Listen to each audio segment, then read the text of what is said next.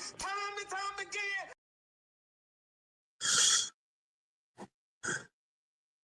Well, ladies and gentlemen, boys and girls, it is now 6 o'clock. 6:10 to be exact. And you already know this is Monday afternoon, which means the originators is here. I am your host. I am the one on the right side of the screen. It is the six man, K Styles, 6MK Live in the building. And on the left side of the screen, you know this man as the Senator, Man Mike Sports. Yo, what's happening? What's happening, people? Welcome to the Originators Monday. If you're new to the channel, go ahead and subscribe to the Mad Mike Sports channel as well as 6MK Live. What's going on, Mike, man? How we doing this evening? We're doing pretty dang on good. Was that intro quiet storm enough? You think? Yes, it was. Absolutely, it was. Well, it is a very interesting day. It's an interesting time going through right now, as you know. It is pretty much the crash out Monday. As we already know, the Atlanta Falcons had lost this weekend, and there's a lot of big news that doesn't happen with this team right now. That's got a lot of people really contemplating a lot of things going on right now. But before we go ahead and get right into that, man, Mike, you already know what we do here, man. Let's give a shout out to the people, man. What do we call that? It's the real roll call.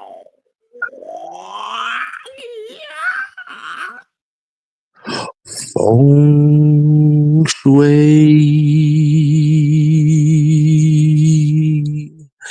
In today's roll call, we're gonna kick this off with we got the homie Mr. Jam, Mr. 58 in the building.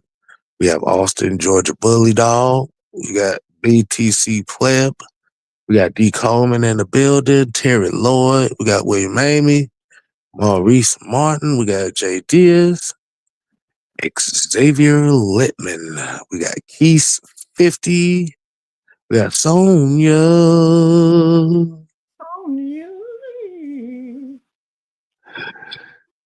We got Phil Legacy, and we got Nathan Floyd in the building. All right, Mike. What it do, homie? Let's go ahead and get the show on the road. The Originators has begun. We actually, I figured out what it was, Kev. There's been some noise going around with the Atlanta Falcons. Obviously, but one of the things that intrigued me was the fact that I got a question from a Rams fan. He said you need to make a video talking about the Rams about to get the top 5 pick and might go to the Super Bowl. I think it was a fine. Hold on. This didn't have anything to do with James Everett crazy ass, does it? No, not that dummy. Oh Lord. Unless he done changed his name. No, I hope not. I would have ignored the comment if it was him. Oh, okay.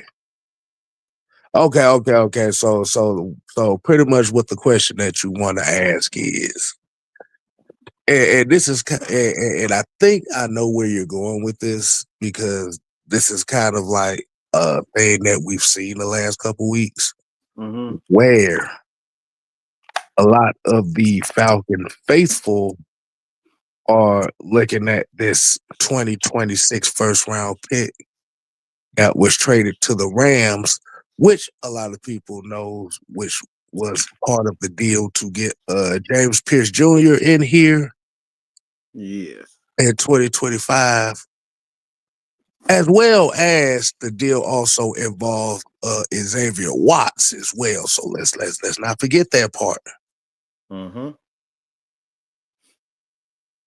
How do we feel about not having that top pick despite the bad season that we have? Is that the question that's the question you wanted to ask?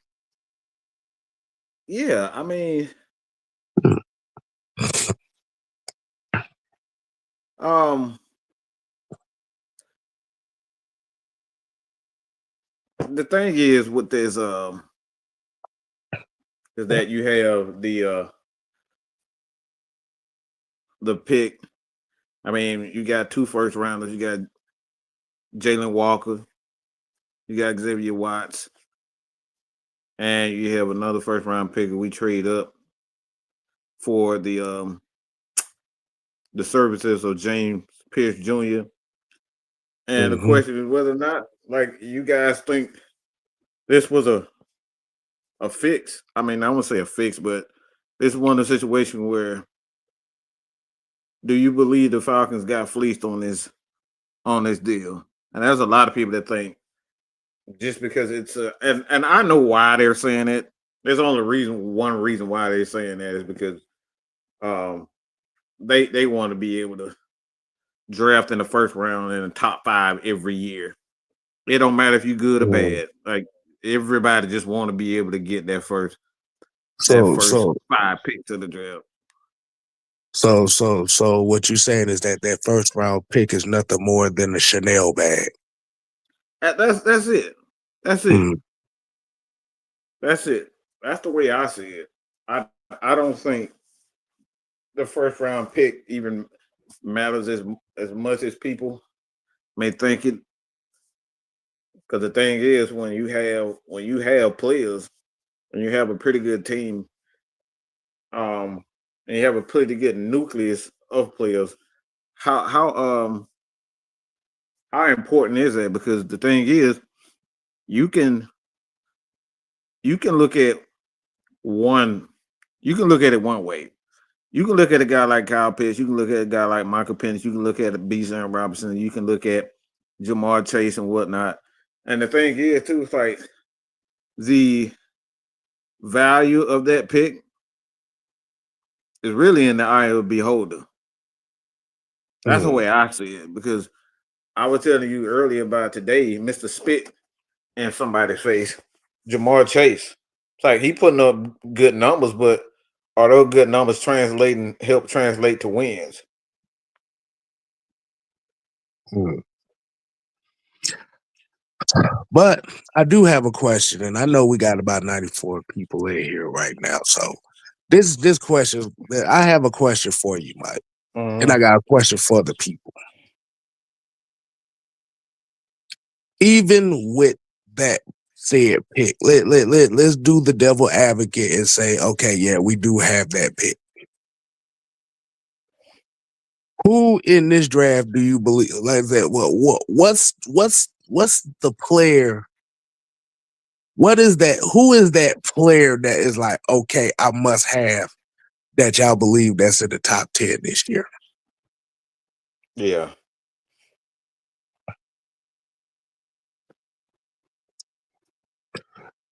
And this is the question for y'all to answer that, because the one thing that's very interesting about this upcoming draft is I don't even know who's the top player. I don't even know who's the player that's hyped for this draft, because what we're looking at here is we're looking at a situation that the Falcons in right now.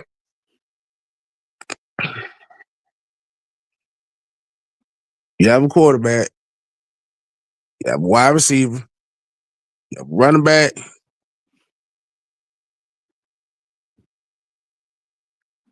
you have pass rushers. They already said wide receiver. You got the D lineman. You already got the back end help. So your options, especially as a first round pick, is very limited, solely based off of. I'm just gonna be honest with you. Even with that pick, the way that the team is constructed right now, 9 times out of 10 you'd have been trading that pick back anyway.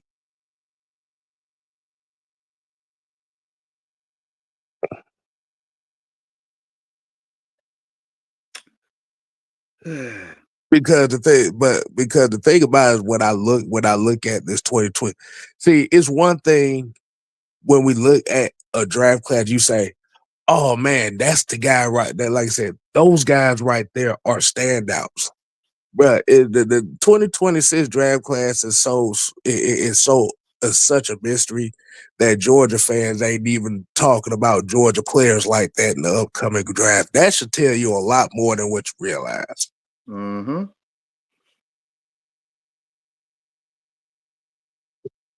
The draft pick that they got for James Pierce Jr., what they did was they used the pick early and literally got two. Jalen Walker, James Pierce were literally two of the top 3 pass rushers in the 2025 draft. You have to think about it from this standpoint.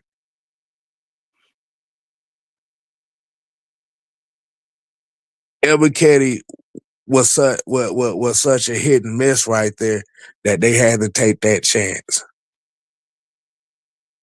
Braylon Trice, we don't even know the status of him. Mm-hmm. So they took a gamble and went after a top 5 pass rusher in this upcoming draft. Yes, they got rid of the first round pick for the following draft. But that is a good question, Mike. I'm gonna ask you this question. Who are the hype players going into 2026? Because I'm not hearing anything hype right now. All right, so CBS put out a 2026 prospect ranking, and I'm gonna give a few names. All right, Reuben Bain Jr., Who the fuck is that? Peter Woods, Who is that? Fernando Mendoza, Who the hell is that? Jordan Tyson, Who the hell is that? Caleb Downs. Okay, I know Caleb Downs, but that's the only one I know so far. Cornell Tate, Who is that? Jamard McCoy, Who the hell is that? Francis Mayoga. How the Is hell is that an offensive lineman? offensive lineman? Yeah. Okay. Spencer Fano. Who the hell is that? Arvell Reese. But like I don't know that. Like I said, the thing, and like I said, because for me, from my personal experience, I really don't start looking into draft shit until maybe like mid-December anyway. Mm-hmm. But this is the funny part right here. This is the funny part. You're gonna laugh at this one. What's up? Keldrick Falk is 11, but look who's number 12. Let's know who's number 12. Who? The number 12 prospect is Ty Simpson.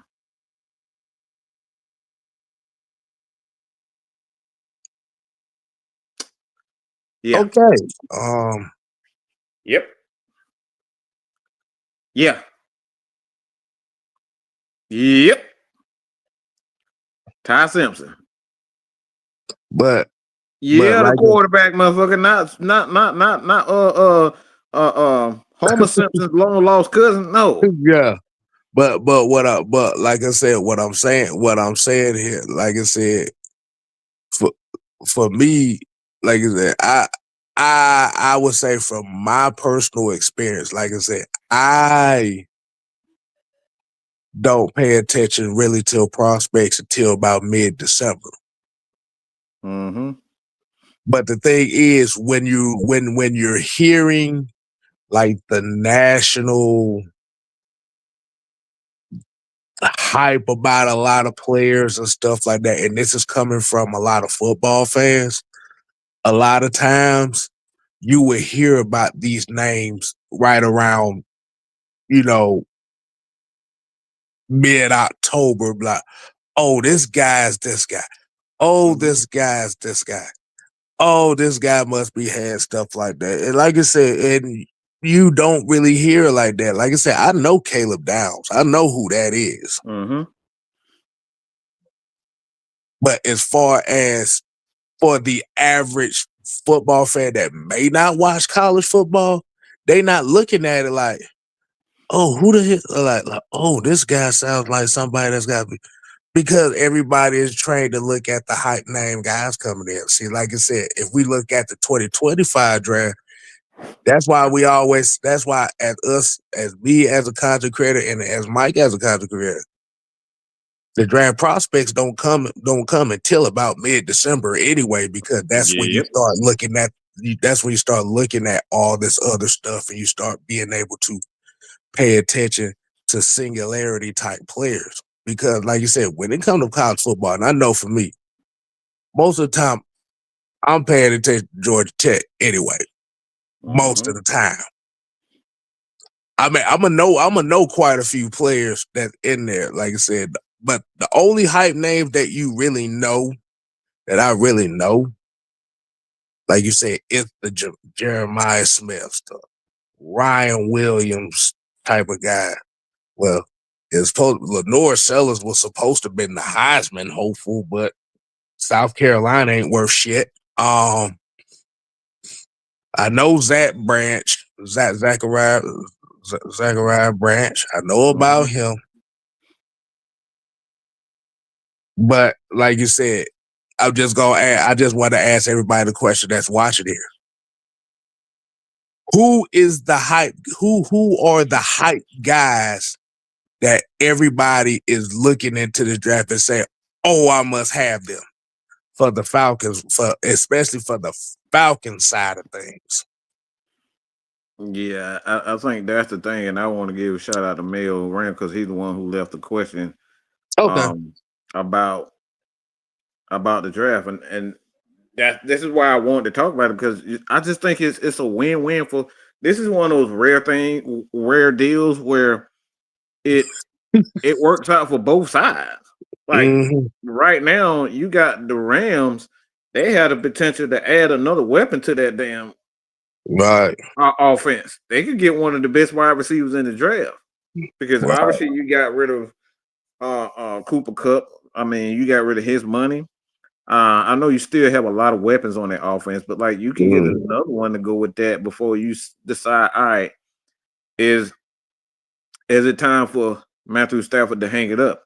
He doesn't look like he's gonna hang it up. He still got he look like he got at least 2 years in him. I could see that.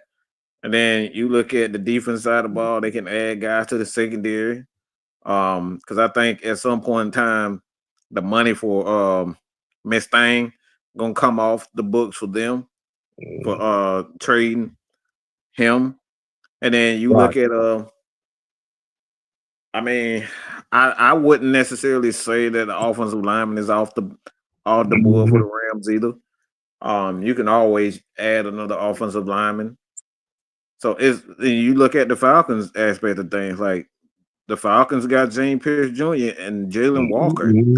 And you got 3 guys that you can build upon for the defense. So it's one of those rare things where you just look at, you very seldom see both teams win a trade.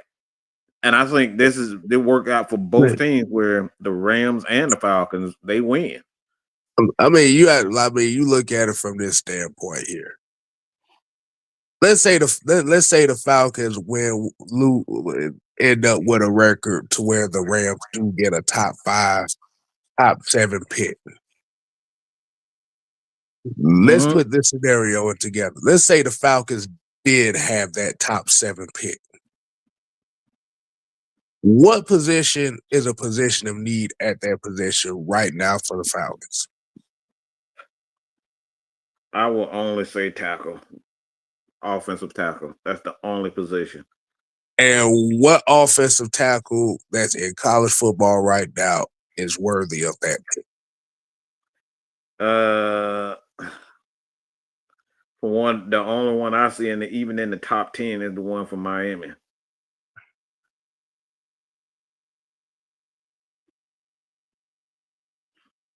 Yeah, Francis Mayoga. He's 6'6", Right. Okay. All right, Matt. That's what I was looking for. So what? So let's see. He said corner, O-line, linebacker. Mm-hmm. So out of the corner, O-line, linebacker, who would be? Because the thing about a big defensive tackle, that's not necessarily a first round pick type of guy anyway. Yeah. Because on average, you get those guys second and third round. See, that's what Scotty Robinson and people like y'all not thinking. Like again, he traded a pick for a guy that's actually contributing to the team. How is that a loss? How does that say? See, this is why I say this the value of that pick is in the eye of the beholder, because now you're thinking about, oh, it's the top 5 pick and we can get a potential star. Well, we already got a potential star on the team. We got 2 of them. We got 3 of them if you really wanted them. Like Watt's looking damn good this year for a rookie. Like I said, the thing is, like you said, you look at that trade, like you said, you get a James Pierce, you get a third round pick that brings in an Xavier Watts. So you essentially got 2 future starters with that pick. And if you really look at the James Pierce pick, he has the value of a second round pick with a 5th year option. Like I said, like I said, that's why I asked the question. Okay, so what would that pick entail the Falcons would need in that? Like I said, Matt here said the main things he said is corner, O-line, linebacker. Yeah, and those and here's where Scotty comes in that too. And like I said, we're not sitting here. We just sitting here giving you a reason why it makes sense. Hold on. Where was it? I fucking just had it. Okay, so Scotty here said we need a wide receiver, offensive tackle, D tackle, tight end. Most of those picks you're not going to get value at with that 5th overall pick, because 9 times out, the only value you're going to get at that's going to benefit the Falcons and that top 10 pick is going to be offensive tackle, because wide receiver, think about it like this. Anywhere. Think about it. Why? If Drake London is going to get paid big bucks, if he's going to get paid money, you're not going to get a wide receiver in the top 10. Nope. Defensive tackle is not a lot of value in the defensive tackle position. You talk about 3 tech. We already got 4 of those on the team. Yeah. And one of them coming off the books and on Yamato. Yeah. Tight end, I know damn well. I know damn well y'all don't want them to draft. Y'all don't want to throw no damn tight end. Tight end in no top 10. Get the fuck out of here. Nose tackle, you ain't finding no consistent ass nose tackle top 10. Unless that motherfucker is all worldly, and we ain't heard of that. And maybe the second option would probably be corner. I could see a corner as a late first, but not no top. There's not a top 10 corner in this. Yeah, you talk about Jeremiah Smith will be great at 5. Like I said, the only problem is you get quote unquote Jeremiah Smith at 5. You not gonna pay no Drake London no money that he's supposed to be getting if you draft a wide receiver in the top 5. I'm just saying right now, we have to be realistic with the money here. The only way that happens is if you. The only way you get Jeremiah Smith at 5 is if you draft the offensive lineman. You trade up, give up your first round picks in the future, Mhm. trade up to get an offensive tackle, and take Jeremiah Smith. And I don't think the Falcons are going to do something like that. Yeah. Somebody has to come off the books in order for that. Something has to come off the books Mhm. because the thing is, that's still money because what the position value going up as a wide receiver, these guys are getting paid about around 15 to Yeah. 16, depending on how much Good. Yeah.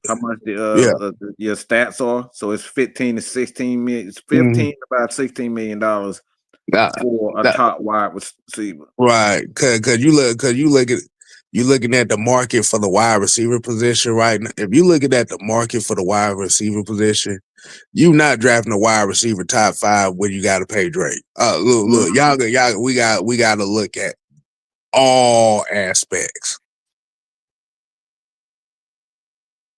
All aspects. And that's why I say this is a perfect draft for the Rams to have that pick because Mm-hmm. they could potentially either get a quarterback or another wide receiver. All they wide receivers, well, outside of Puka Nakua, all they wide receivers is old and old niggas that they ain't trying to pay long term. Mm-hmm. Japan, what's going on? Hey. What's going on? Like you said, the reality. If you just look at the overall hype of the 2026 draft, outside of a few skill players, it's not a lot of hype going into this.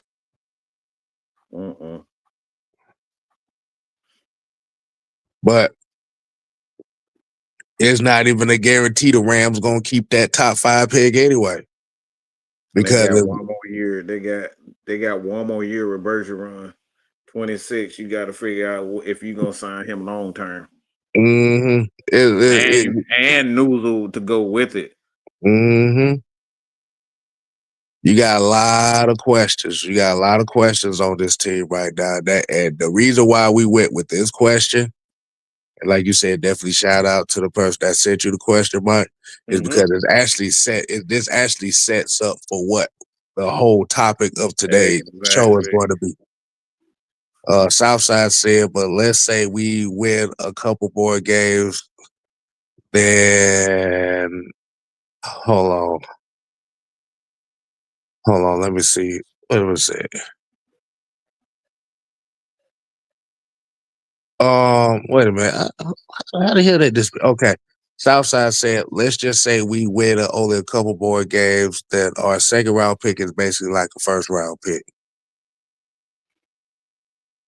I mean, somebody still got to go. We still trading somebody. Somebody got to two people roll. got to go. Because the If you thing want, is, Kyle Pitts is gonna if you re-sign Kyle Pitts, he's gonna be anywhere from 12 to 15 million. And then if you want to re-sign Tyler Algier, he's gonna be the cheaper of the two because the running back position, the backup running back position, is not as valuable as a starter. So he's more likely that we'll resign Tyler Algier for money sake than it is Kyle Pitts. And that what that leaves you gotta end up drafting another wide receiver. Or a tight end, whatever you're doing. Yeah, the only thing that I would say that first round pick would have been good for is if you're looking for an offense, if you're looking for a tackle to replace Jack Matthews. Yep. It's either a tackle or a safety. Not safety, but another corner. Those have been probably the only two positions I'd be looking at if you had that pick. Outside of that, I'm like, everything else is subjective.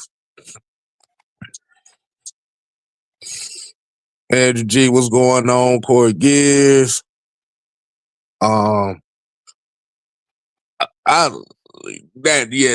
you like you said, the contract situation with a lot of guys is very interesting. Like you said, you gotta think about Jake Matthews' future. You gotta Kyle think Pitts about is a Matthew free Bay. agent, y'all. Kyle Yeah, he's Pitts a is a free free agent. agent. He like you said, he's already on a 5th-year option now, so he's pretty much going to be gone.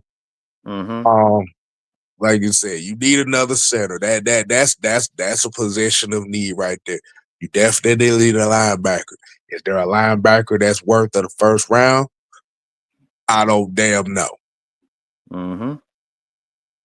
Because it's too early to tell. Because once once the combines and stuff start happening, a lot of guys' draft stock going go up and go down. And this is why we're having this conversation, because now you got to look at what Okay, I mean. CJ Allen. You talk about the guy from Georgia, right? That's CJ Yeah, Allen. yeah. Mm-hmm. The linebacker. Man, that man gonna be a 3rd-round pick at best, but you don't get the fuck up out Yeah, of here. he only came on this year. Get the fuck out of here. That's probably Like about a he was second, a he third was a round pick backup at for a best. good minute. He was a backup for a good minute, so he only came on. He like I said, I think you can probably get him in the 2nd round, but 3rd round for sure. All right. So we 30 minutes in, man. Mike, you want to go ahead and get right into the main subject of Absolutely. today's show? Yeah. And you said who sent you that? Who sent you that comment right there? We talking about the Rams fan? Yeah, Rams fan, Mel G, Okay, Mel Rams, Mel G. okay, Bill Rams. Okay, appreciate him for that, man. Like you said, hey, like you said, we answer questions, rather We it be Falcons, regardless of who it is, man. But all right, Mike, let's go ahead and get right into the main subject of today's show. The state of the Atlanta Falcons after yeah. after officially being 3-7 and Michael Penix hitting the IR. Mm-hmm. Mm, mm, mm, mm, mm, mm, mm. I want to see how everybody's feeling right now. I want to check the temperature of the room. I want to check the temperature of the room, man. I want to see how everybody's feeling right now. Um, and like I said, if you got some draft guys that we need to go ahead and look at, that I need to go ahead and look at, like I say, y'all put the name. Like I say, y'all send Mike the names. You send me the names. That's fine, and I'll go look at them myself, and I'll give my my personal eyes on there, my takes on. Mm-hmm. Um, hey man, Mike, how we feeling, man? How we feeling, man?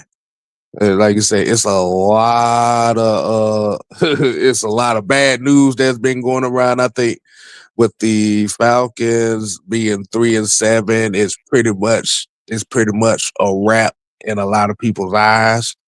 Mm-hmm. Another overtime loss, another blown opportunity, man. So what do you in your thoughts, man? What do you feel like this just went wrong? Because like I said, we're on a 5-game slide right now. What do you think just went wrong? I mean, it's football. I don't like. This is why, like, I am not um pointing at one particular thing. I mean, well, let Mm, me rephrase that. When it comes down to football, I already know that anything can happen. Like, just because you got players, doesn't guarantee that you're going to have a successful year. And I think the Falcons have, obviously, they have players, but the thing is, I think the Atlanta Falcons did exactly what they should have done. Um, this is why we had that conversation about listening to the media, listening to the fans. I think the Atlanta Falcons, they put themselves in the position where we are right now. And they did that because they listened too much to the fans. Y'all, they had a plan to draft Desmond Ridder at the 3rd with the 3rd pick, and they were gonna slowly build the team. But the fans and the media got impatient, and they forced the Atlanta Falcons to do what they did. What the Atlanta Falcons did with two quarterbacks, was it the right thing to do? I don't think so. I don't think it was the right thing to do because you look at both of them. Both of them already had question marks on them. But the biggest question mark, honestly, is Kirk Cousins. You put $100 million in a guy that was already hurt. You put $100 million in a guy that was already old, and you look at um you look at this situation with Kirk Cousins. Like, I mean, Kirk Cousins just looked like he looked like an old dumpster with a hole in it. Oh, fart. That's what you talking about. Yeah, yeah. You know how them old ass trash can they be having the holes in it, and then you see all that gooey shit that be leaking out, that be stinking and leaving trails of bullshit. That what Kirk Cousins look like to me. So the thing is with Michael Penix, I think Michael Penix, look, the quarterback position is always one. Like when I hear people say that the Falcons did the wrong thing by drafting an injury prone quarterbacks, y'all have never played the quarterback position because it's always something wrong with a quarterback. Okay. People don't know about Justin Fields coming in. Justin Fields has epilepsy. People don't know that about them. He's been dealing with that all his life. It's people like him and myself who've been dealing with that a lot of their life. I haven't been dealing with it all my life. But it's something that he deals with. He is an epileptic. So there's always something wrong. Matt Ryan came in the league with two bad knees. Peyton Manning came in the league with two bad. He came in with bad knees and not Kurt, but um Drew Brees came in. Drew Brees came in with a shoulder injury. Like it's always something when it comes down to quarterbacks and first round picks that you really just gotta be real about yourself. They hardly ever pan out. So I'm not getting that. I do not fault the Atlanta Falcons for drafting a Michael Penix. I don't. Because it's a risk with quarterbacks. Like you draft so many guys, like you look at Chicago. Is it a guarantee that Caleb's gonna look like like he's gonna be good? Like I don't know what to expect for them right now. Yeah. You know what I'm saying? I don't know. I know they playing good football right now, but like I don't know what Caleb is gonna be for the rest of his career. And then you look at, And Jay Daniels. Sunshine, Jaden Daniels. He just went down with an injury that could be it could be high risk. I mean his style of football is high risk. This is why you don't want guys. I mean, let me take that back because the thing is, I said that with Michael Penix when he got hurt. Michael Penix didn't get hurt running.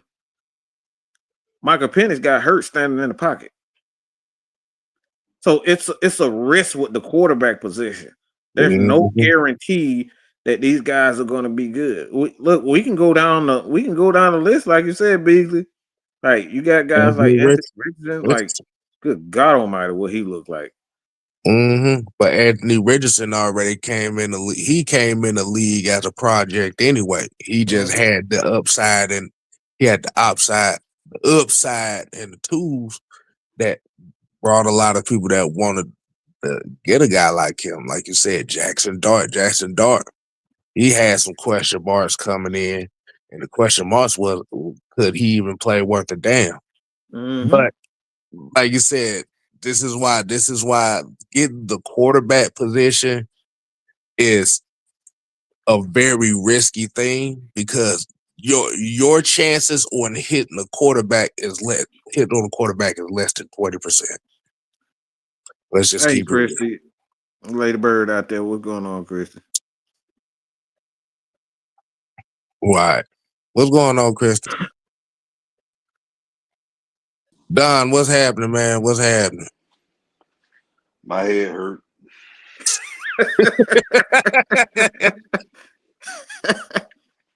My It's head hurt, risky, and man. I don't fuck with Oh, my head hurt because of this team, and my hand is now hurting because I got to hold my head up from Oh this hurting all God. the time.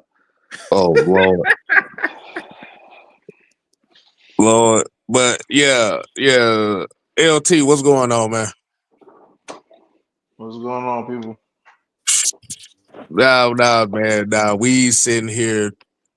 Y'all came in at the right time in the state of the Atlanta Falcons crash out.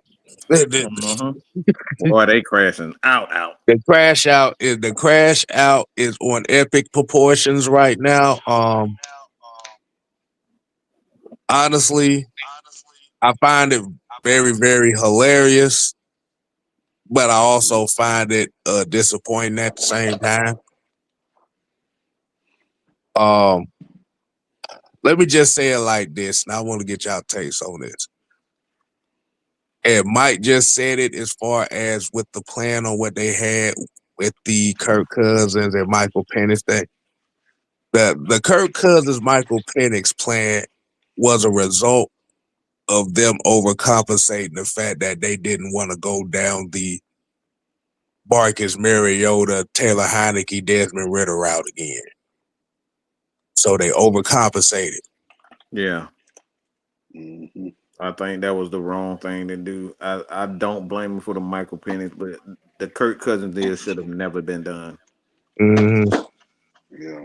My thought on that is you would have rather kept Ritter to be the bridge guy.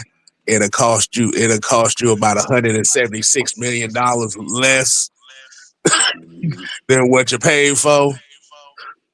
But what do y'all take on that? What's y'all take on that situation? I'll let Don go first. You can go first, man. Oh, okay. Well, I wholeheartedly agree with what you said, Kev. Definitely would have been way cheaper if we'd have just stuck with the route, with the plan that we had. Mhm. Um, I think Ritter would have been in with his fourth year with us this Yeah. season. So you would have So, easily yeah, because you easily would have just okay. Well, once the contract is up, then you can get rid of them, type of thing. right, you know what I'm saying? Then you'd have been looking into trying to see what QBs was available via either free agency or possibly drafting. um, the main thing about it is like you Mike said earlier, the fans was so impatient and had so much to say that the Falcons organization took the route that they wanted. But now that they done took the route that they wanted and it's failed, they wanted to take a different route. Listen, man, at this point, people, we got to let these folks do what they need to do. Cause it seems like them quick fixes Mhm. ain't been working. We Mhm. what I'm gonna be real. I'm gonna be real honest when I say this. After Matt's first 5 seasons with the Falcons, we pretty much was patchworking everything. We really weren't building no solid foundation. We were trying to Mhm. plug here, plug here, plug here, plug that we wasn't building. And a couple years it worked. You know, you had 2016 that worked out pretty well and whatnot. But for the most part, the reason why we was always on the short end of the stick because we kept patchworking instead of actually building a foundation. Now look at us. Well, Arthur Smith, there was a foundation. Yeah, we kept finishing 7 and 10, but at least I could believe in his process. Mhm. N- But now when you look at Raheem Morris, look how bad the team has plummeted. We Mhm. went from we let go Arthur Smith because people thought the 2023 team is talented as it was. We didn't make the postseason. He don't deserve to keep his job. But then you look at Raheem Moore's situation. You got a better team than any team that Arthur Smith fielded, and you done had a 4 game losing streak, which now has turned into a 5 game losing streak. And Mhm. even in 2021, when Arthur Smith didn't have the money nor the talent, did not lose 4 or 5 games straight that season. Mm-hmm. So Hold when on. I do the over, oh, I'm sorry, go ahead. No, hold on. Let me ask you a question because somebody put the chat in here. Okay, so Let's Zone here said, now you know Ritter would have been benched 4 games in. Would you rather dealt with a guy that would have been benched making $2 million or a nigga that got benched making $100 million? I want to ask everybody that question right there. I mean, it's rhetorical in my opinion. Yeah, like no, it's no, no. like I common want to sense is ask common next, and sense. I want to ask everybody watching this question. So let's put this comment right here in perspective. So if we knew he would have been benched 4 games in, would you rather your quarterback who's making $2 million be benched in 4 games, or your quarterback that's making $100 million get benched in 7 games? Let me say this. I'll say this. I play devil's advocate. Go ahead. So of course I'm gonna choose benching the guy that's making $2 million a year Mm-hmm. instead of the other quarterback. Now Right. keep in mind, you're saving a lot of money. And as you're Right. saving a lot of money, guess what you can do? We can get a solid center. Or we could have paid, matter of fact, we could have paid Dahlman. We could have paid some of these other guys that we just allow to walk in free agency because we can pay them. Or you could have went into free agency and got you some solid players. Mm-hmm. Instead of you relying on JD Bertrand, you know. Right. So that's where I'm at, you know. So I get what people saying that Ritter would have been a better option. But if you're looking at financial wise, I rather suck being cheap than suck trying to flex and think you got it like that. Mm-hmm. You know good and well you don't, and you looking stupid right now. And if we being honest about Ritter, listen, I understand the young man wasn't. I mean, a lot of folks didn't like him, but Ritter wasn't as bad as people were trying to make him seem. You just had to give him time to develop. The main thing Ritter had a problem with was his turnovers. But that comes with learning the game. Like if you ain't giving the person a chance to learn, then what you expect? And now, not only that though, people gotta understand we haven't, and to this day, we haven't had anybody here to develop these quarterbacks after Matt Ryan. The Desmond Ridders, Marcus Mariota, okay, whatever. Now Michael Penix Jr. We don't have nobody in the staff that's talented that has the experience in developing an NFL quarterback. Now, let's go back to Vic. When Vic was drafted, we had Darren Reeves as our head coach. Anybody know anything about Darren Reeves? He helped develop John Elway. Mm-hmm. All right. Now, when Matt Ryan was drafted, we had guys here. The quarterback, I forgot the name of the quarterbacks coach at the time, but he was known for developing quarterbacks. We had Mike Mularkey here as well. Anybody forget about Mike Mularkey? He helped Maddox. Yeah, y'all remember Maddox used to play for the Steelers. Tommy Mm-hmm. Maddox, Tommy yeah. Maddox. Tommy Maddox, yeah. I remember he played for the Arena Football League, and then he went to Pittsburgh. That was the XFL, the Tampa Bay Storm. I remember that. Okay, yeah. So it was the SFL. He came from there, and he was a serviceable quarterback for Pittsburgh. All right, that led him to get the job in Buffalo. Yeah, I think Maddox was like. I think he did take Pittsburgh to the AFC Championship game one He year. did. He I did. think so. I He think did. so. But that's what we saying, man. If the Falcons want to get this right and develop you got to bring guys in. Stop bringing in people that you just trying to do a favor for. And they're going to bring in people they trying to do favors for because they buddies. No, you need to bring somebody in. We don't have a system. We don't have a system to develop people.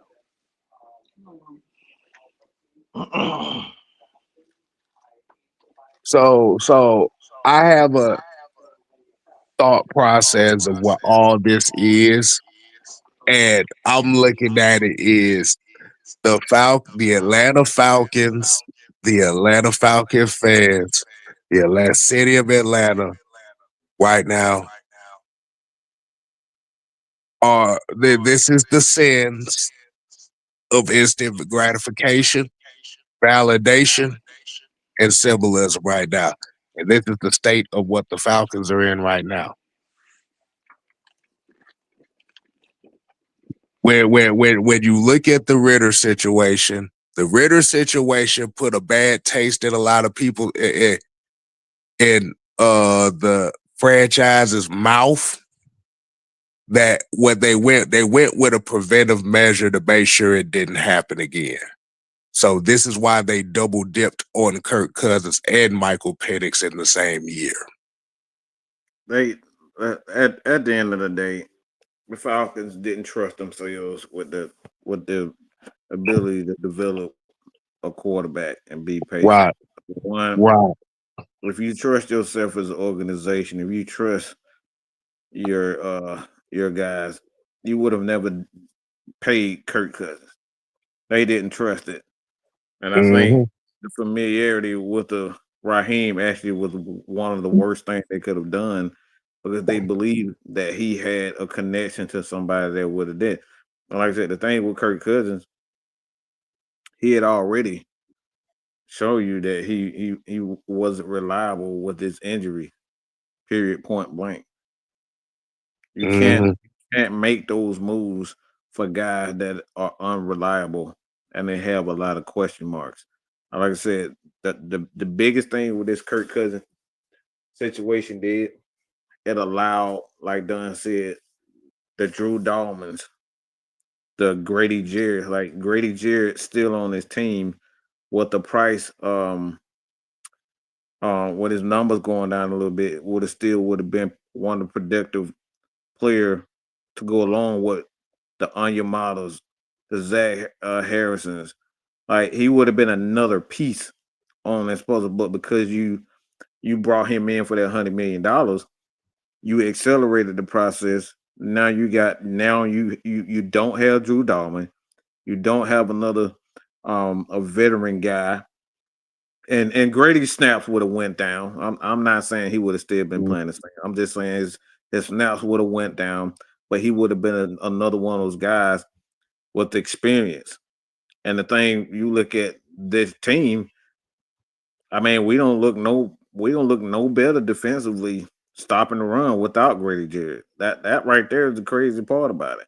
So a lot of these things the move that we made, are linebackers. Like this one of the first time I've ever seen the Atlanta Falcons not have any type of linebackers. This is disgusting to look at JD Bertrand. I don't want to see. I look. Y'all can say whatever y'all want to say. Harrison's not good, bro. He's just better than JD Bertrand. He's not good. There was a few times where he should have plugged the gaps in the game, and he didn't do that. He should have stepped out like they was abusing him in zone coverage. So it's these things like when you judging guys based off the horrible players that you have, you think he's doing a good job. Harrison was not good, bro. Just gonna be it was not good. And these are the things that we're looking at. We're judging guys based off what we had in the past or we have right now. And the thing is, when you look at, a Kyle Pitts, if we would have never had Tony Gonzalez, nobody be saying Kyle Pitts is a bust. But because we had a Tony Gonzalez And Andrew Crumpler. and Algie Crumpler, I mean, his numbers are similar to he's about to pass Algie Crumpler as far as his numbers and receptions and yards is concerned. He's already there. So the thing is, like, he's doing good, but when you had a great player as a Tony Gonzalez, as a Matt Ryan, you think everybody else sucks. They not on level, but these actually are very good players. Mm. It's just the expectations. Everybody They go with expectations that. got shot. That's the thing. Everybody expectations got shot. I say when people talking about Harrison, like I'm like, yeah, he did a better job than JD far as the running back coming out of the backfield. But anything outside of that, he got to cover a tight end or a receiver yesterday. Boy, he was getting cooked. Tell me when I'm telling lies. Tell me when I'm Barbecue telling lies. chicken. Barbecue chicken. Barbecue chicken. Tell me when I'm telling lies. Like I said we call JD Caillou Harrison. He Little Bill. Like He I was said, bad, bro. He was bad. Look, but the yeah, crazy part but about that too. Guess who came up with that idea to turn DBs into linebackers? go ahead. Go ahead. Raheem Morris. But he said he wasn't a defensive guy. He said that today in the press conference, right? I mean, our first example of that is Foyer Luakon anyway, because most people don't remember Foyer Luakon was actually a safety that got turned into a linebacker. A safety from Yale that got turned into a linebacker. They always be trying to experiment with players. Like they turn linebackers to the defensive ends. They turn safeties to linebackers. I don't know. They think a guy that weighs 200. They think a guy that weighs over 310 pounds is too big to play nose tackle. Mm-hmm. Like or one tech. Like I Mm-hmm. said, man. Like Foyer gained weight, but Foyer had 2-3 years where he wasn't great. It was that last year that we had him on. Yeah, cause he came in. He was like 220. They had to move. They had to beef him up to about 240 to be able to fill that role in itself. Yeah, because we always drafting guys light. Like we don't never draft people that's tall and heavy. So he only started fulfilling that in the last year of his contract. Right. So we didn't have that. We didn't have that production for Foyer like that until his last year. That by that time it was too late. So I'm glad we're going down this road because, like I said, there's another aspect of this conversation. Before you go, I got a question for Mike real quick. Go ahead. So, because he mentioned the linebacker, he said I'm bad linebacker play. So I want you to make a choice. JD Bertrand, Harrison, or Michael Walker. You can go to fucking hell. That's where you can go. You ain't gonna make me do shit. Oh, who did you say, LT? I said JD Bertrand, Harrison, or Michael Walker. I'll take Harrison all day. Michael Walker had the skills, but goddamn, well, Michael Walker relied too much on that athleticism. That motherfucker used to overshoot everything. I'm not. I'm like, dude was like covering areas that the plays weren't even going in that area. I'm like, bro, what you doing? But the bad part about it was Michael Walker used to make plays, but it was like, but every play that he made, it was 4 other plays in that same game. It was like, what the fuck are you doing? For every 10 plays, every one good play, he had 10 horrible plays. But you go to hell. You ain't gonna make me talk about no damn Michael Walker. But there's another caveat to this state of the fact, because like I said, as we know, with the news of Michael Penix going on IR, we don't really know if it's ACL, PCL season ending and anything. And we already know Drake London, he has a PCL injury, so he's definitely going to be out this week. They don't know if he's going to be out for an extended period of time.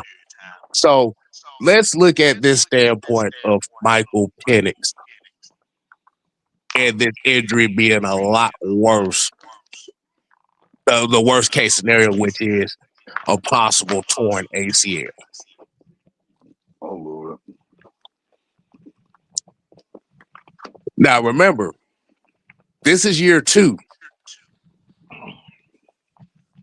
And you already know with an ACL injury, you're going to miss about a year and a half, depending. but it's a surgical repair. Understand that can take a little longer. Okay, so if it's surgical repair, so we'll say about maybe possible 2 years.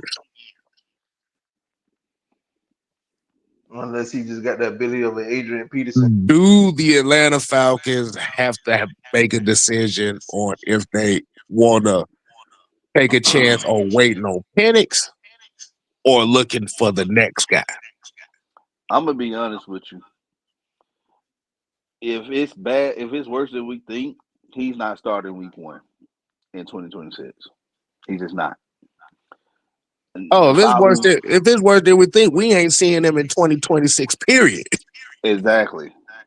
But what I'm saying is that what I'm trying to prove is we done had a starting quarterback, a different starting quarterback week 1 since 2022. Yep. Oh, I just want to point that out there. Yeah. Yeah. No, I agree with you. But Look, they So gonna yeah. have to if he's not gonna suit up 2026, you gotta start. We got to go in the season with a quarterback. Now, how are we gonna acquire another quarterback is a good question because you don't have a first round draft pick, so you can't draft a quarterback in the first round. Yeah, I don't think it's So a that quarterback means worth a damn coming out this draft anyway. it's not. It's not. at all. But it's not. You're right. But be that as it may, if we don't have the money to get the quarterback in free agency, then I'm playing devil's advocate. This is something that I won't do this, but they may end up using that second round draft pick to get a quarterback. I wouldn't do it, but you don't know who the coach, GM, who's going to come in. So that's another question to discuss at a later time. So I'm just, again, it's the possibilities are a lot because if Penix cannot suit up, they have options to look at the draft, look at the free agency. Kurt, he's on a 4-year contract. However, it's structured like a 2-year, so they could very well keep him. It depends on how well he plays the rest of the season. So, because right now, Kurt, he licking his chops right now. I know he's somewhere happy in his house, thinking that he has another chance to redeem himself, which he does. So Practicing his swag serve right now. Yep. So like I said, it's so many like You got to go. You got to go. You gone. You do a man like that, man. He won't the swag serve. I No, mean, like no. at least look. At least he didn't say he was out here getting his. I was fine with just having that until you said that. We're not gonna talk about. Nope. No swag Lord. surfing. I don't need Opie out here swag surfing. Okay, we don't need that. Mm-hmm. What? not Why I got kicked off the show? not the Opie twirl. That's what you saying. And Scotty Robinson here said, "I don't want to be like the Cleveland Browns with the quarterback merry-go-round." Newsflash, Scotty, we been that. Where were you been for the last? Where you been the last 3 years? We been that. Last 4 years. We been that. But we try to tell people, man, it's not easy finding a good quarterback. It's not. You look at teams like Buffalo. Jim Kelly left. Miami when Dan Marino left. Washington, we know the Redskins like every year now they got Jaden Daniels and hopefully they can keep him healthy. There's another one. Like the Raiders, whatever they play at these days. Yeah, the Jets still trying to find their shit. Yeah, it's so many. I'm telling you guys, it's so many teams that hasn't had consistency at that position for decades. Well, and now you see us. We're going through that, probably going on 5 years now. Well, I'm gonna be honest. I'm gonna be honest. I'm getting rid of Kurt and I'm shopping Michael Penix. I'm not I'm not doing this. I'm not doing this because the thing is, if Penn is going on his third knee surgery, there's no guarantee he's going to be the same player right off the bat. And the thing is, you got to be in a position where you got to make a decision with him with a long term contract within 1 to 2 years because he's in his second year. Let's say he misses all next year. Let's just say he misses all next year. You got 1 year to decide whether or not he that guy. Because that 1 year, that fourth year, and then the fifth year is an option. So you really got 1 year to figure out what Mike Penix is. If he really is hurt and he need surgery, he's gonna miss more. He's gonna miss most of 26. You got 1 year to figure out what he is. He got 1 year to figure out what he is, decide whether or not he our quarterback. Because the thing is, you got Bijan Robinson. You think Bijan Robinson and that high yellow psycho, they willing to wait around and kind of figure out things? You figure no. Falcons got to start shopping Mike Penix, and they got to get rid. I'm sorry, but they got to get rid of Kurt.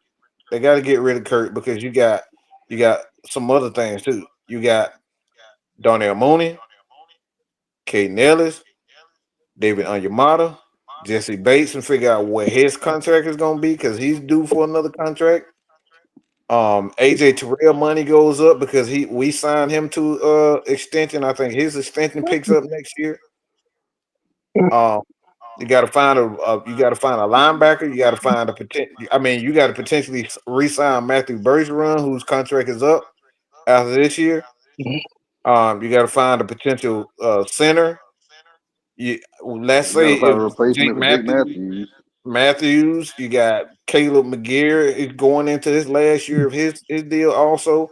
That's a lot of stuff. So like the Falcons got to be real about it. And Falcons fan, we got to be real about what we are.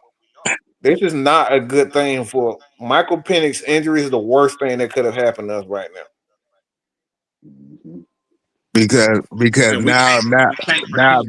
Because now what you did was you took a situation where you overcompensated to prevent a previous situation, and it didn't work out, and it ended up hurting the team 5 times worse than what you would have been already. So you Mike could be a genius, what he just said, or he could be an AJ Smith. Anybody who remember AJ Smith, he was the general manager for the Chargers. He was the general manager for he was the general manager for the San Diego Chargers when they let go Drew Brees for Philip Rivers. That was the right move for them at the end of the day. And it was trading Mike Penix is the right move for us. Keeping them could be the right move, but you got to be real about where the organization is. It's not always about one player because we could get Mike Penix back, but if we get Mike Penix back and he end up being an MVP, and that's just say Jalen Walker end up being a mega star, and then James Pierce end up being mega stars. Now you got 2 guys that you could potentially be paying $30 million plus just playing edge. So what a money at? Right. So now when I asked that question before, would you rather have a $2 million guy on the bench or $100 million guy on the bench as your backup quarterback? Now that question is added in the context, and now you realize how much of a gamble that this situation is actually ended up becoming a backfire on them. And they made the right move. They like going after quarterback. You want to be aggressive, but like aggression, when you aggressive like that, it's a huge risk. When That's you what go I'm out and sign saying. all these guys, like look at Jacksonville. They went out and signed all them offensive guys and nothing. Man, they threw all them motherfuckers in the garbage after 2 years. And that's what I'm saying. So like, a lot of time y'all be wanting all these damn free agents and draft picks, but sometimes this is what happens when you go out and be super aggressive like that. A lot of times it don't work out. Yep. Remember the dream team, the dream team in Philadelphia. Right. Yeah, like you said, this is pretty much the gamble, the gamble, the high risk, high rewards situation in which the high risk was not rewarded at the end of the day. AKA the Falcons have felt the sins of immediate validation and immediate gratification. Mm-hmm. We warned everybody about Raheem Morris and you know how we know he's incompetent, and we gave them reasons, good reasons on how he's incompetent. No one listened. Michael Penix Jr. I've said this. You know, he reminds me how the way he throws the ball. He reminds me a lot like Steve McNair.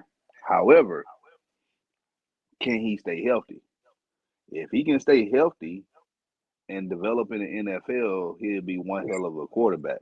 Mm-hmm. But right now, this injury scare is really scary. If you know the history if you know the history of Michael Penix Jr. and his injuries, and you played football before, and you had anybody who had any lower body injuries, it is hard to bounce back. And he's a quarterback. Mm-hmm. And Ty here said the gamble didn't pay off. The rebuild, the team didn't work. We have good players, great players, but we skipped a step. But like you said, that's the gamble. The mistake in this game, the mistake is not really making those risks. When you taking those risks, you better have coaching. You don't have coaching. These guys are ass. You make those types of risks when you can coach them up. There's no like this coaching staff is pitiful. They're horrible at developing players. I You don't bring trust in them. free agents, and that's it, Don. You can't trust these guys to develop guys. I don't trust them. I don't trust them coaching my damn 16-year-old son. I'm just gonna be straight up honest with you. Junior would have slapped shit out of one of these guys. I'm telling you now. Man, look. You see Junior slap Hell, shit out of one of these guys. That motherfucker is aggressive as hell, boy. Wallamu watched the game. Wallamu watched the game with me one time, and he looked at it because he played linebacker. He was like, "Why he got the linebacker doing that?" He said, "I don't know. We don't do that in practice or in the game." He said he never seen that before. Exactly. So he talking about he never had to cover a wide receiver 30 yards. You know, ain't common sense when you got a 16-year-old, high school man. 16-year-old who playing linebacker for the first time, telling your ass, okay, this ain't how we do it. We don't do that. Exactly. So Mike, I'm glad you said that because now we really get into the meat and potatoes of all this. The coaching culture. And LT, I want you to kick us off with this, and I want you to get your thoughts on what Mike just said. As far as what the culture, because he said that the gamble of getting the two quarterbacks wasn't necessarily a problem. The issue that came with it is the fact that you don't have the coaching culture to manifest that into something positive. What you been saying for the past week or so? The power of what? The power of friendship. All right. Because listen, this coaching staff is abysmal, dog. All the way around. Like you might got a couple guys that's doing their job, but for the most part, like if you want to say like a three-headed monster, The head coach, the OC, the DC, ain't nobody doing their job. Not a soul. I mean, don't get me wrong, and it's crazy because as fans, we've been wanting to see a defense that gets after a quarterback, that create turnovers for the longest. We got it, but the problem is you're not coming up with key stops, and that's There what's you go. hurting you. There you go. You're not coming up. And see, under Dean Pease, he didn't have the talent, and even without the talent, his defense might have came up with a couple of key stops here and there. Looking at the team now, them boys ain't getting them stops, man. You giving up. What happened in overtime? You gave up like a 30, 40-yard It was a play? 52. It was like a 52-yard reception. Come on, bro. You might well But let the man run the end zone. What you tackling him for? He done made it down there. well, hell, they missed about 6 tackles on that damn play in itself. So And that's what I'm saying. Like the coaching staff is really is that bad. Your OC, yeah, I hate I'm finna say this. But he basically pulling a Shanahan. Running game going well in the first half, fuck the run game in the second half. Your head coach calling timeout to calm his player down. What? You let that energy feed through your team, but you be using a fire extinguisher on it. Calm down, son. Calm down. I love the enthusiasm. I need you to calm down. No, this is an intense game. You need a spark, and you putting it out. Like it's been bad. It's been bad coaching moves over and over and over, and it gets tiring watching. Mismanage time. You mismanage your time. I don't listen. I think what in all 5 losses that we done took, I done heard somebody in the broadcast booth literally question time management towards the end of a half. Literally every game that we lost, somebody is questioning our time management. Mm-hmm. Is that not alarming to people? Like that? and If Booger McFarland gets on Twitter and say the Falcons is a poorly coached team, mind y'all, he won a Super Bowl with the guy that's the head coach. And he's saying that they are a poorly coached team. look, don't forget. With the last minute left in the game, the Falcons was driving down the field. They had 2 timeouts and settled for a field goal. Yep. So there's See, I so hold on, because I was picking up somebody's car at the time. So you telling me when they settled for that field goal, it was like a minute left when they was on Carolina side of the field, and they had 2 timeouts and they didn't use none to try to get to their zone. Was it 4th down? We kicked it. Please tell me what 4th down. I don't remember what down it was, but I remember 4th down. It was 4th down, but the play caller was very conservative. Yeah, it was real conservative because when I remembered, it was like 1st down with like maybe like 48 seconds left, and it was like 48 to 50 seconds left, and they were like on Carolina's 40-yard line with 2 timeouts. Look, I'm gonna say this, and I gotta head. I gotta see somebody real quick. This is the worst coaching I've seen since June Jones. I'm just gonna be straight up honest with you. And I know everybody hate Bobby Petrino, but this is the worst coaching. Yeah, this is one of the worst. The worst coaching I've seen since June Jones. And y'all don't remember June Jones? June Jones was the head coach of the Falcons before Dan Reeves arrived. I mean, you mentioned. I think as Falcon fans, we all was like, Bobby Petrino was the worst of the worst. You didn't think there was nobody that could beat him, and yet we have somebody that has beaten him. Like it's like Bobby Petrino, what he did should have forever been stamped as the #1 least coach in Atlanta Falcons history. Sir, you have been bypassed. Congratulations. I didn't think it was possible, but it was possible. Raheem Morris and the coaching staff that he put together has literally beaten Bobby Petrino. Because there's no way this team, even though we starting to have injuries, but for the most part, there's no way we should be 3-7 right now. 5-5 maybe, or 6-4, 4-6 maybe, but 3-7 with this team and this talent, and then you got no, and you don't have no answers every week. You don't have no answers. Besides, you got to find a way to win. You know we got to find the way. Oh, find the way. Find the way. Suck my dick.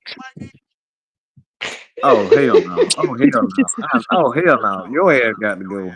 Get your ass out of here. I am crying. How you kick that man off his own show?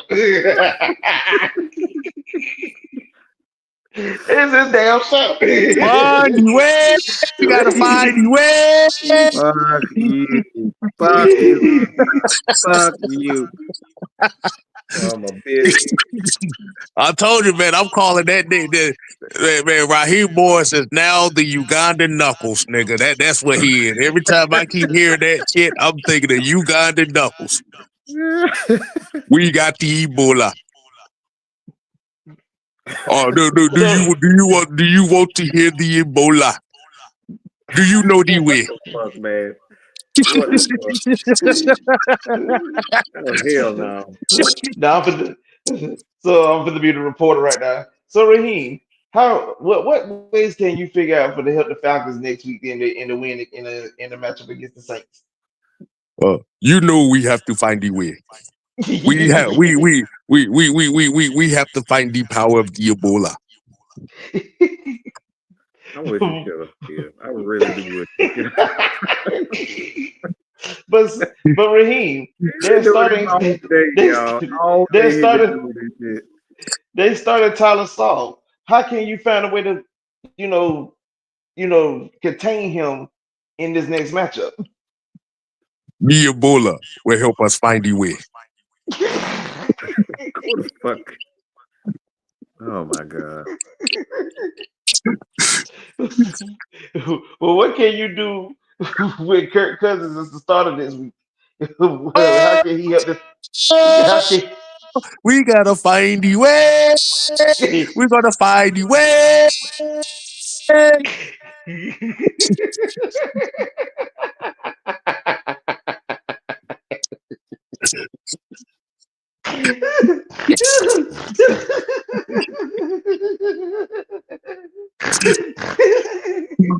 All right, you get your ass up out here just for laughing. Get the hell out of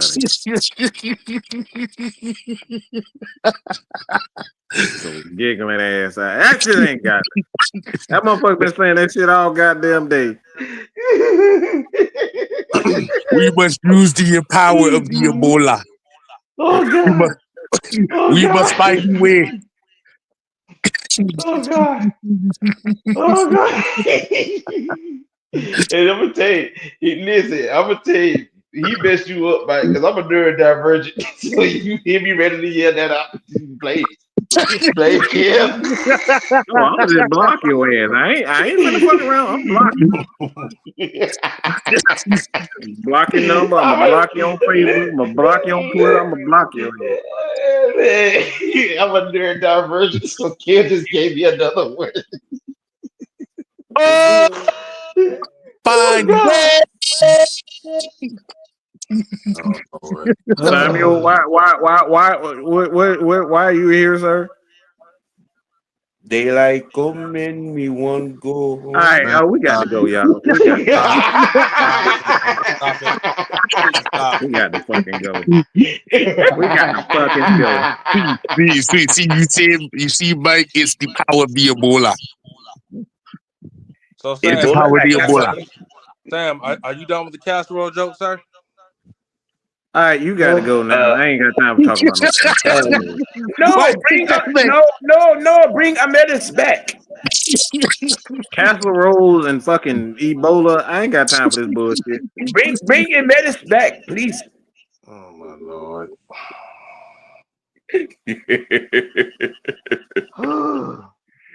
This is what this is the result of letting the burnt casserole nut stay head coach of this team. This is what you get. What did you just call him? Please don't make him repeat it. Please don't make him repeat it. He called him burnt casserole, aka the Ebola. Oh my god, bro. Y'all not Oh yeah, we gonna ride that motherfucker till the wheels fall off. bro, I told you how Whoa, good whoa, it whoa, was not whoa, that whoa, whoa. So I just ran across some stupid shit on Facebook. Not Yeah. Facebook, on Twitter. This son bitch say he's a fan of the New York Giants and the Falcons. Yeah, you got to unfollow, bro. I'm unfollowing your ass. This motherfucker said he's a Giants fan and Atlanta Falcons, talking about he just unfollowed the Falcons on everything. Bitch, you got 4 teams. Get out of here. But I don't tell you nothing. You say I mean, yes. well, at least he's a fan of the right team. They fired their coach. Hmm? Yeah. Like I said, Raheem Moore is his new nickname for me. I called him Masu before. Nigga, your name, you are now the Ugandan Knuckles. That's what your ass is. Every time you say find a way, I just say, we must find you with. Find No, the it monkey ain't. No, Magnus damn sure ain't no New York Giants fan. You can go to hell with that. Find the monkey He nut. damn sure. He damn sure ain't no Giants fan. No. But trust me, if he was a Giant, nah. If you're a Falcons fan up north like that, oh no, you fist fight motherfuckers up there. Yeah, I know he not one of them. And plus, that motherfucker like 7 feet tall, so I don't think too many people want to fight him any damn way. Exactly. Look, man, it's like I said earlier, man. You know, with the way we have lost games, I'm being so fucking close. We losing 1 point game, 2 point game, 3 point games, and this denture bitten motherfucker standing on the sideline. The last 3 timeouts he has called. Let's unpack this shit. He That called motherfucker the called time. a timeout He so he called the could talk to timeout to somebody. let the opposing kicker get ready for a kick, and they didn't have no timeout. They had no timeout. None. I don't even know why he called that timeout. To be honest, that confused me. I've been trying to figure that shit out. We can go all the way back to the first game of the season. That timeout he called it. Well, the timeout he didn't call in that game. Okay, Man, that man retarded, man. I'm sorry, Raheem retarded, bro. That boy slow. No, don't. That is being disrespectful to retarded individuals. I caught what you were initially about to say. That's foul. Yeah. Leave them Oh people. my God. Leave them people alone. I have no comment. Stop, Yeah, Sam. No. some people think I'm slow, so that shit. That ain't. How the hell you a Matt Ron friend? What the hell wrong with you? Oh yeah, they think if you're a Matt Ryan fan, you special. They think something wrong with you.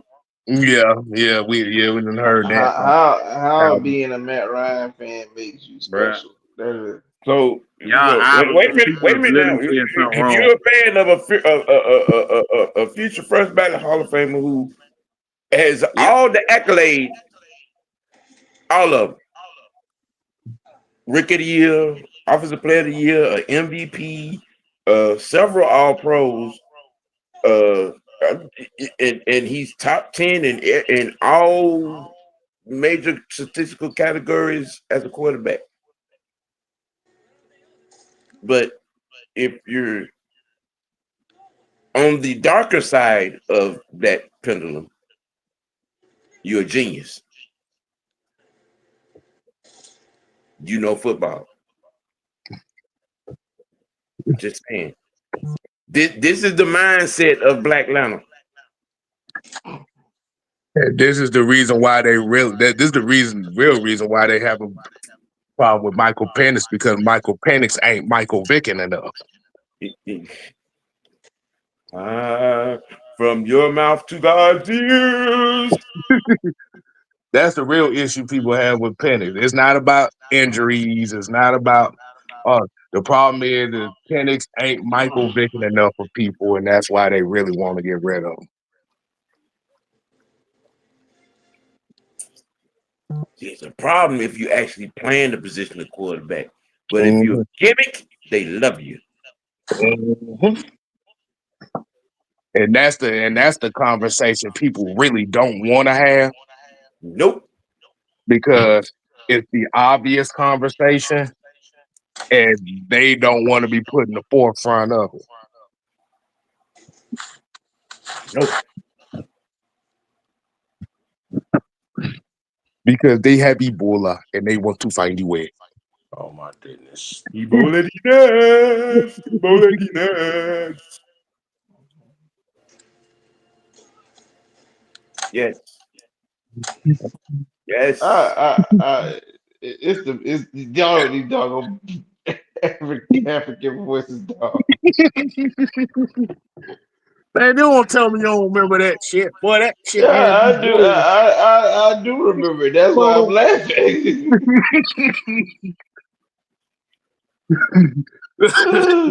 You'll never find. You would never find your way. You would never find your way. A monkey nut like mine. No what's that? Someone to tell you not to call a timeout like I do. This is crazy. This is crazy. Nah, but pretty much going back to the conversation what Mike is saying about this whole gamble with Penix and Cousins. At the end of the day, it only works if you got competent coaching that's going to be able to develop something. And unfortunately,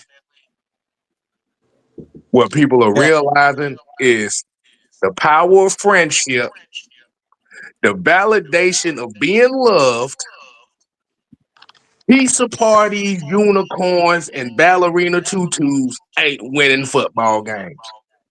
And that's exactly what we're going through right now. Ballerina tutus, really? Yeah. Mm-hmm. Leggings and miniskirts. Why I'm not surprised you jumped on board to this.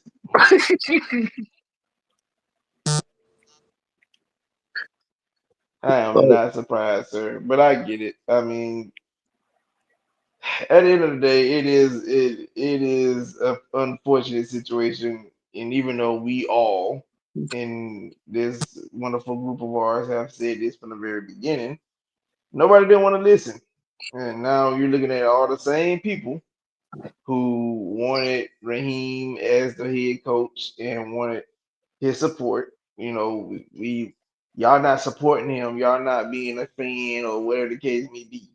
Well, now here y'all are, and y'all now out here telling us that, well, you're not doing that loudly. See, when we was on the bad side of it, y'all was loud with it. Now y'all starting to slowly, like a post, retweet a tweet, DMing us.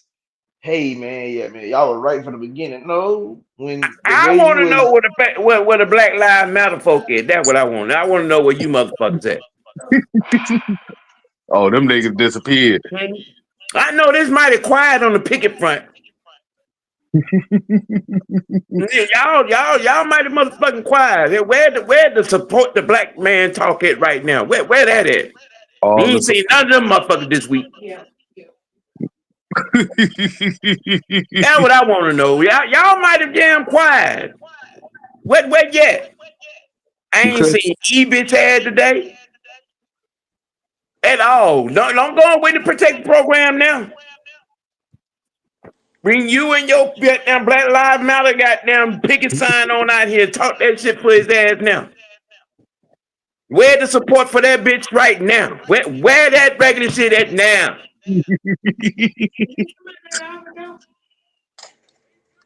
Ain't that, don't be quiet now. You done showed y'all the goddamn the Caucasian up under his goddamn shaded skin. No. That was me yelling at these dummies on this live. Woman, go somewhere. What you coming here asking him questions for? Go somewhere. He's sitting there egging the shit on. I'm gonna pour water on you. You ain't gonna do a damn thing. All right, you gonna damn look. We know what you gonna do, okay? All right. And if you see what she gonna do to You Sam, ain't gonna that's do nothing. $9.99 on the Patreon. So yeah. 976 wiggle. No, she gonna try to put a hit out on me. I know what she gonna do.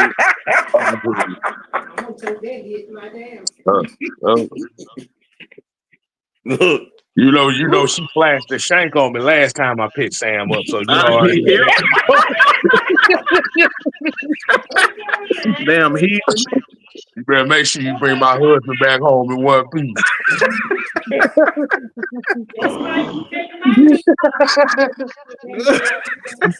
Damn heathen. Oh Lord.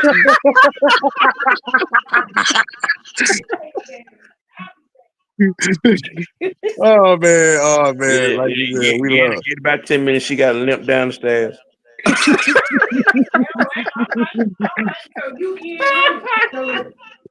With your little friend. You and your little friend. Man, don't get the fuck on with that shit. See now people start to get the backstage stuff right now. Right. This is the backstage. The backstage. Y'all hear Weezy in the background. Oh boy. I say one thing about y'all. He called little Weezy. Y'all mess with Stab. Trust me, you don't want to see Weezy. I'm telling y'all now. Y'all won't see that. Hell no. Exactly. But we're gonna go ahead and get up on out of here, y'all. All right, man. So we appreciate y'all. We actually gonna continue this conversation throughout the week. Like you said, you're gonna see it on Sam's channel, you're gonna see it on my channel. So hey, until next time, people, we ain't here to play. Oh no. We are here to stay. Oh yeah, nigga. You ain't gotta go home. You can't make no casserole no more. Shut up, Samuel. Shut up. That goddamn casserole shit. Yeah, nigga, you made that shit. Yeah, my grandma did, so I told you that. And we are tuning out the signs of the originators. Good evening, people, and have a nice day. All right. Put your eyes back in your head. Pry their eyes open and force them to see the truth. We will skin the sheep and sacrifice the weak. The unholy alliance has arrived.